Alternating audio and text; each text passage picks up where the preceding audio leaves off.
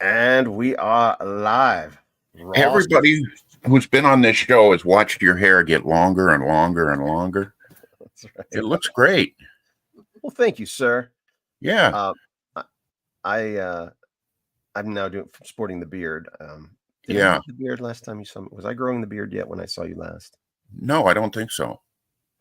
All right. Well, now here, let me take the headphones off and just show you the full effect here. The Gandalf effect. Wow. Very cool. All right. Yeah, it's. I love it. I mean, the beard part though is like I've never had the kind of beard where you could grab. Right. I've never had one of those like Oh full yeah, beard. so you can ponder the thoughts of the universe as you grab the Right. beard. You look like a Berkeley professor already. So I'll take it. Right. yeah, there you go. Well, let me relay a little story on in that regard because obviously my wife is like, "Oh, why are you letting your hair grow long? When you cut your hair?" This whole process, right? Especially when it was short and starting to get long, it just looks terrible. I'm like, "You need a Yeah, yeah. haircut," blah blah blah, and then finally it starts getting long, and it's gray. And I have had it colored recently, and so you can't see the full gray, but you can see it around the edges here, the gray. So before I had it colored, and it was getting pretty long, we were going to my um, in-laws, my wife's mom's place, and I'm wearing my hair down, and this is the first time she'd seen me in quite a while, so it's certainly longer. And we get there, and it's a family event, and the kids are there, maybe the brother-in-law, etc. And nobody says anything, and I'm sitting on my own, reading or doing something at some point, and Tina's mother, my wife's mother, looks at me and she goes, "You look like a professor." And in that moment, I'm like, There you go. I'm pointing to my wife. I'm going, ha, ha, ha. I'm like, okay, if I'm putting off professor vibes to your mother, I'm good. I'm And good. your The wife hair's said, good. I hate professors. No. No, but it. Let's just say, pun intended, it's growing on her. Very good. Good. In fact, just the other day, I put it up in a bun, not a ponytail, but up on the back, like a little knot in the back, pulling it back. And there's this series that just came out called Shogun, pretty big budget Shogun, and the main actor in that, it's similar. He has the bun. She goes, "Oh, you kind of look like the guy like Shogun. Leave it like that. It looks look good like that." So You coming want up to with, she can tolerate it. All right, How you doing, Ross? good, fabulous, fantastic. Reading lots of So books. Yeah. in the comments here in the room is a newcomer to the channel, both to Bible Every Morning and to This Way Network. You'll see his name there, Coconuts Love You, and that is Ara. Huh. Ara Cool Lion. You came to the November 11th event at the cemetery, Mm-hmm. right? That was Yep. he and I were the ones Yeah. that, Okay. and then you also came on April 17th Right.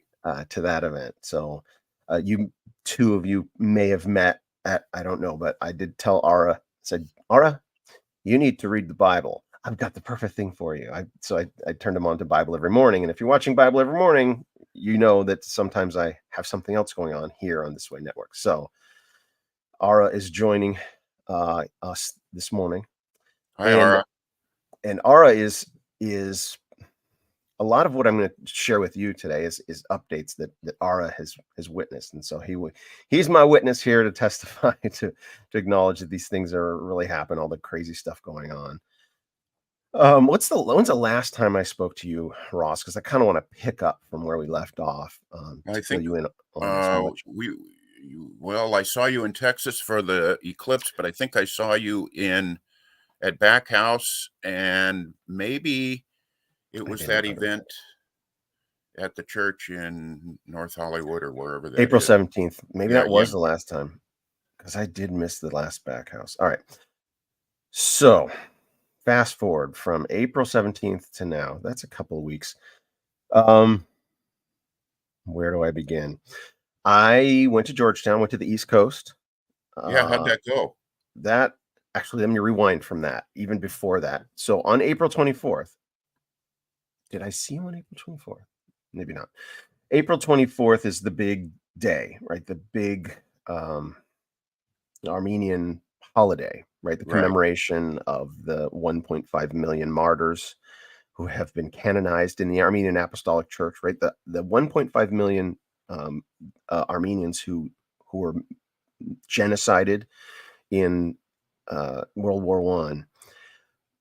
In 2015, they were canonized. They were officially sainted, right? hmm, The process of making a saint, or the Catholic Church does it, but the Armenian Apostolic Church also does it.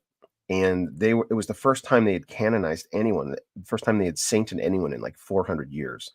And in one fell swoop, 1.5 million new saints were officially recognized by the Armenian Apostolic Church.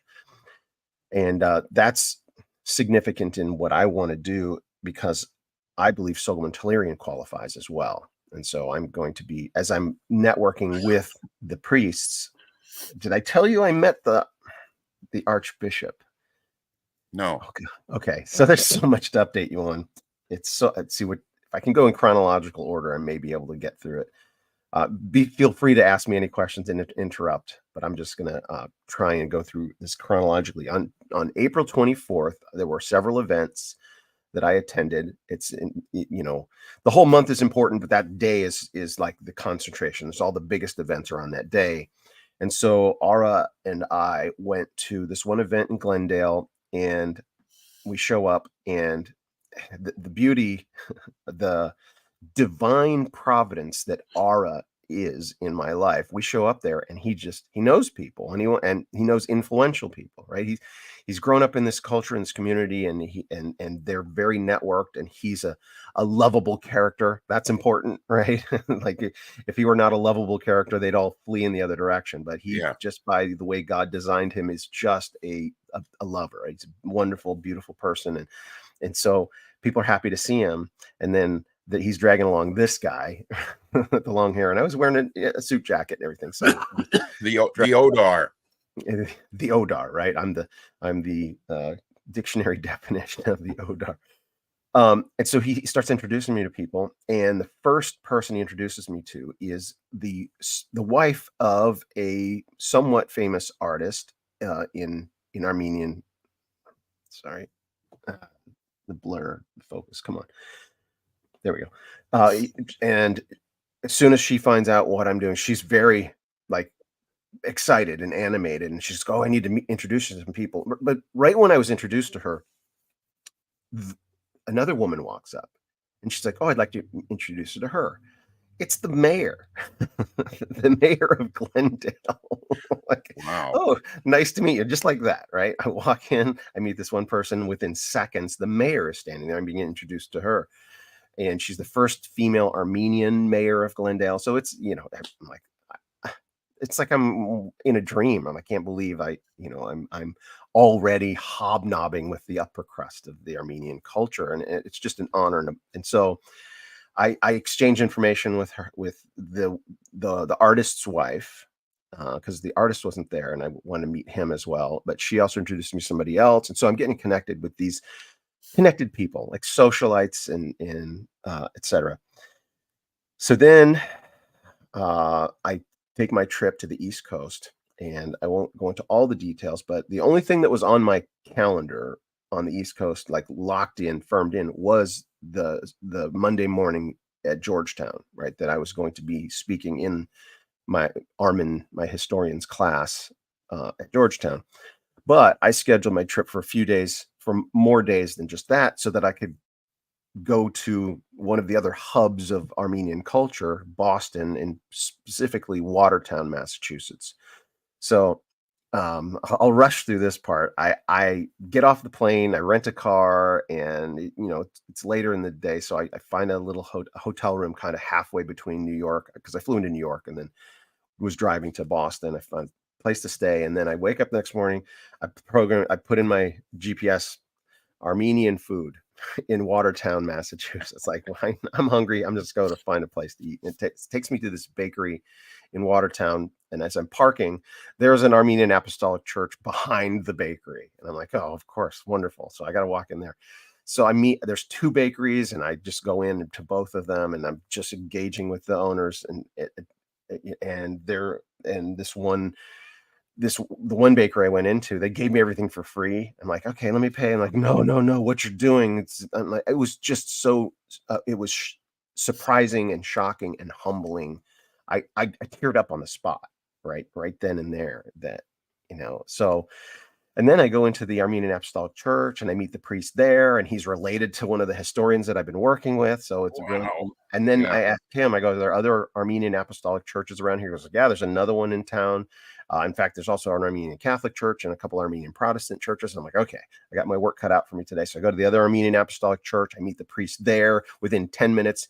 Well, I find out he's friends with the priest at the church where I've been going here. So they're connected. I'm telling him, he's like, you need to be our featured speaker next April 24th, blah, blah, blah. And yet we need to have you come speak to our men's group. I live in LA. It's like, we'll fly you in, right? All of these different connections happening just by me showing up and looking for Armenians and without anything being on the calendar, right? All by faith. And then I go to the Armenian Museum. There's in Watertown. It's a hub. In fact, Watertown, Massachusetts is the place where arguably Operation Nemesis was hatched, right? The scheme, the plan, the plot. That's where all of the kind of Armenian intelligentsia and the ARF in particular, the Armenian Revolutionary Federation, that's the political party that executed the Operation Nemesis. Well, that was their headquarters. They had a museum there, etc. There's a separate, sorry, not a museum. They have an archive, right? The ARF has their own personal archive, but there is an Armenian museum in Watertown. And so I'm like, I'm going to check this out. And I go in, it's amazing. It's an amazing museum. And there's artifacts from thousands of years ago, right? Armenian culture goes way, way, way back. And then I get up to the section. They have a portion on the second floor that's dedicated to the genocide and the aftermath. And I'm looking and I'm videotaping, I'm taking pictures and I'm documenting it. And nowhere there or anywhere else in the entire museum is the name Solomon Tehlirian. Wow. Not even the words Operation Nemesis. Like this, I'm like flabbergasted. And I'm like, this is going to change. Right. This is going to change with what I'm doing. This is eventually going to change. But it was like shocking and bewildering to me. So fast forward, and some other things happen. Let me fast forward to Georgetown on Monday. So I show up, and my Turkish historian, who is the advisor, Mustafa, who is the advisor to Armin, my Armenian historian. I always like to connect with him when I go, and he's become my buddy, right? He's closer to my age, and he's an authority over. There's this social awkwardness when the three of us, when I'm coming into Georgetown or whenever we're getting together in the same place. He has a teacher-student relationship with my historian. Even though my historian is now the professor and teaching at Georgetown, his advisor is still his advisor, right? His advisor is the head of the department, and our Armin is under him. And so, but I am big brother to Armin, and he's the historian, so he's teaching me while I am, I'm older in years and life experience, etc. But he's also superior to me in his knowledge, etc. So there's that dynamic.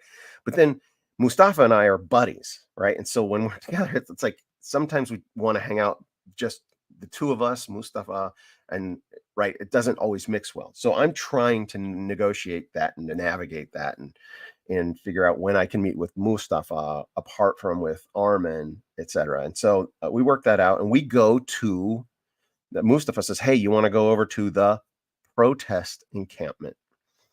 The protest at George Washington University, right? All of these pro-Palestine, anti-Israel protests that have been happening at Columbia and the universities. And he's like, do you want to go to the one at George Washington? Because it's walking distance from Georgetown. And I'm like, Sure, let's go. So I'm documenting, right? It's like, and this is like right in between, like time wise, it's just April 29th. The night before is when they had the big main protest. They tore down the barricades and put them in a pile in the middle of the quad, et cetera, and, do their stuff. And I'm like, it's a historic moment. So I'm documenting it. And then the next day is like Lauren Boebert or one of the Congress people shows up there to make a statement, whatever. So I'm like right in the middle of these historic moments. I'm like, this project has kind of taken me on that kind of journey through these historic moments. But because Mustafa is the head of Middle East, I forget the title. He's the head of the history, a particular portion of the history department, but also current political events. So he's there, showing his face because it's doing due diligence. He represents a lot of these are his students and stuff. So I love, and he even said, walking over there, like, I don't really know what your politics are, but we're going over here. I'm like, hey, dude, this project transcends all of these issues. I'm thrilled that I have friends that are ultra MAGA, wearing red hats, etc. And I have friends that are, you look up social justice warrior in the dictionary, and that's dictionary definition. Like, I have friends across the spectrum, and I'm so thrilled that I don't have to get into the minutia of any of these issues, because genocide, we all agree, is evil. And this is a story that exposes, it's the etymology of genocide. The Soghomon Tehlirian story. All right. So that was a significant moment. And then I get to the classroom, and I won't go into all the details in the classroom, but there was one Armenian student and one Turkish student in the classroom, and then the rest are just Americans. And this is the first time that my book, the memoir itself, I'm not talking about the lookbook, but the memoir itself, the English translation of Soghomon Tehlirian's memoir, that I and my partner in Project Justice LLC, our intellectual property company, own the rights, right? This is the first time that the English translation or any translation of Soghomon's memoir has been required reading in academia. Yeah. Right. And I mentioned it to Mustafa. I'm like, this is a monumental moment for me to come into the classroom, for the book to be required reading. And Mustafa's like, yes, congratulations. This is very significant. That's coming from a Georgetown, high level professor. It's like, I pinch myself that I'm doing this, that I get to do this. It's crazy. So how did the students take this? Was this resisted, pushed back? How did the Turkish guy take it? It was a Turkish girl. This is perfect. So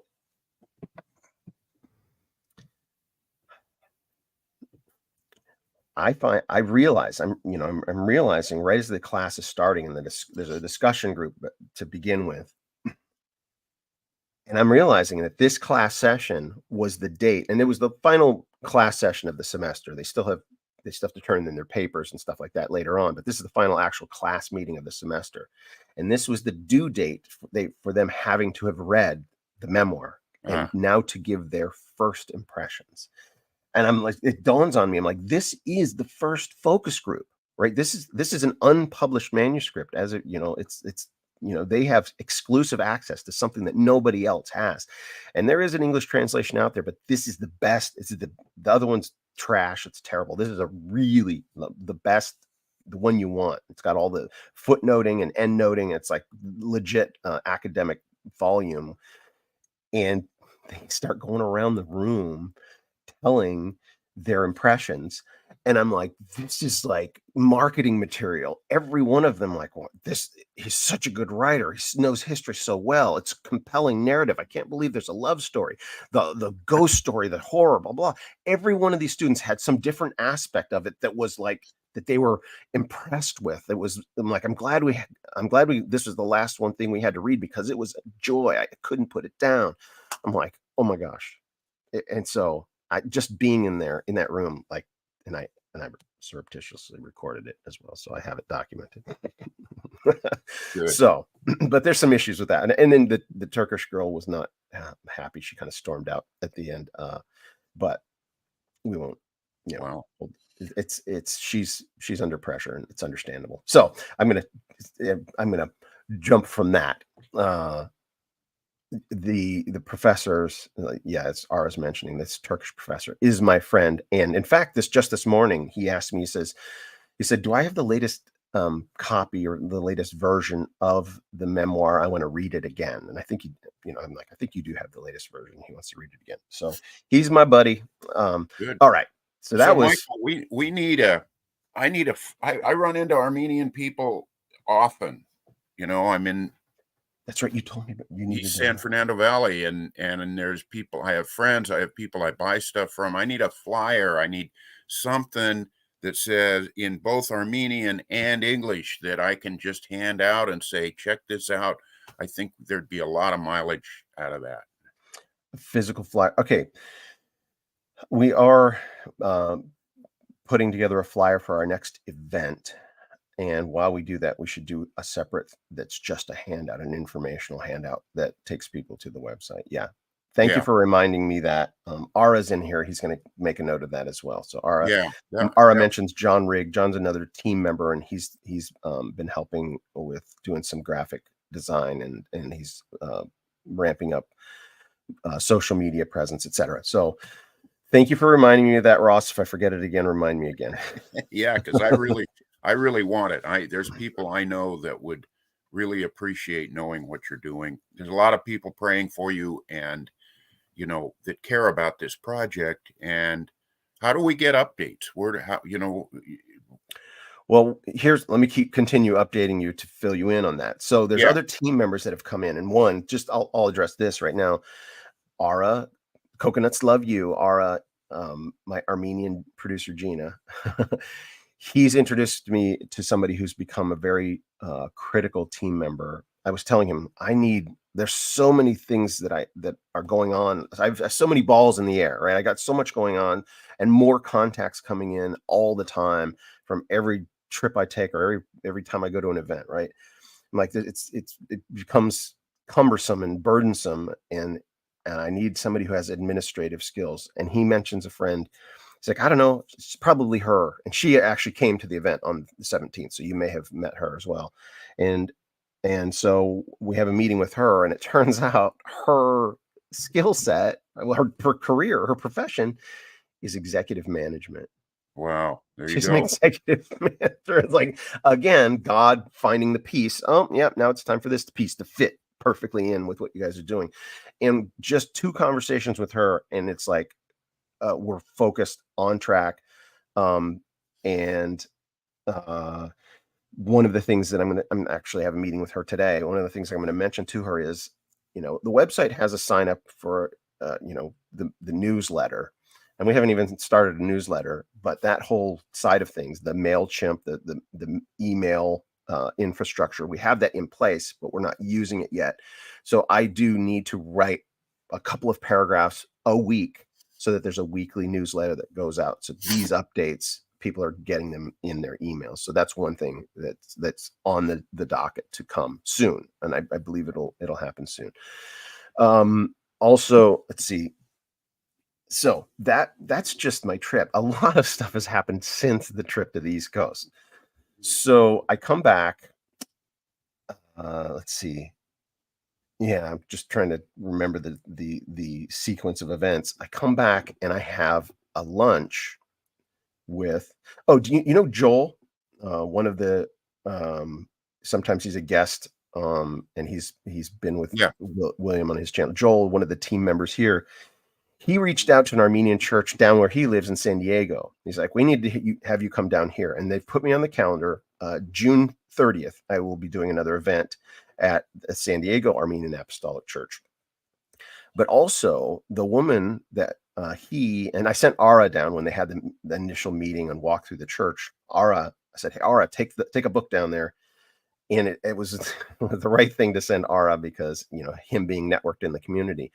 He meets the woman. Her name is Kathy, and she's a godly woman. I'm telling you, you look at her, and she probably hasn't said a swear word in her entire life. Just really, really put together. Just a beautiful, seasoned citizen, senior citizen. She's just amazing and super connected in the Armenian community, in particular the Armenian Apostolic Church. And she's like, you need to meet Surpasan, which is the Armenian term for the archbishop. The archbishop of the Western diocese. And the way the Armenian Apostolic Church is broken down is, they have their patriarch or their pope. They have two popes. It's a long history I won't go into. They have two separate popes, two separate quote unquote Vaticans in two different countries, but they're still kind of united, culturally, etc. But then every country has a diocese, and they have an archbishop that's the head of the diocese. And North America has three dioceses. They have Canadian diocese, the Eastern diocese, and the Western diocese. And so the Western diocese is in Burbank, the headquarters, right up the street here. And if you think about Western diocese, it's California and all those Western states. It's like probably the greatest population in the Western diocese than any other diocese. And so this guy's a very, very influential, high up muckety muck, if you will, in the hierarchy. And it turns out he's an actual godly Christian man, right? It's not just a political figure. Even though that position is a political figure, he is an amazing, just godly man. And so I have lunch with him, and Kathy's there, and Ara is with us. And people are coming up to him as soon as he walks in the restaurant. People are just coming up to him. It's like I'm walking with the celebrity, the most famous, most influential Armenian I've met to date, right? That's what it is.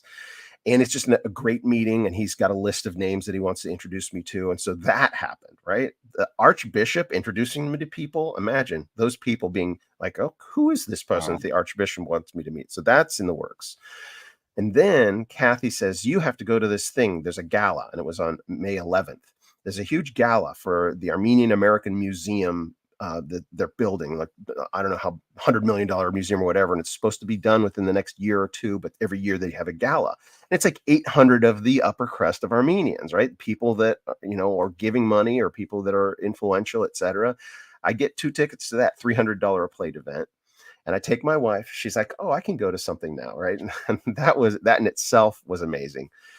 But the guest of honor at the gala is an Armenian actor who just missed getting nominated for an Oscar by one. Like, when you submit films for the Oscars, there's the round of 300, then there's the rank get narrowed down to 65, then that gets narrowed down to 15, and then the final 5 are the foreign film Oscar contenders. Well, he made it to the round of 15, and he wrote and directed and starred in this. So this is like an Armenian actor's at the top of his game. He's also a Hollywood actor. He's been on stuff that you would recognize. So he's an Armenian. So he's super famous in the Armenian community and semi-famous outside in the Odar community.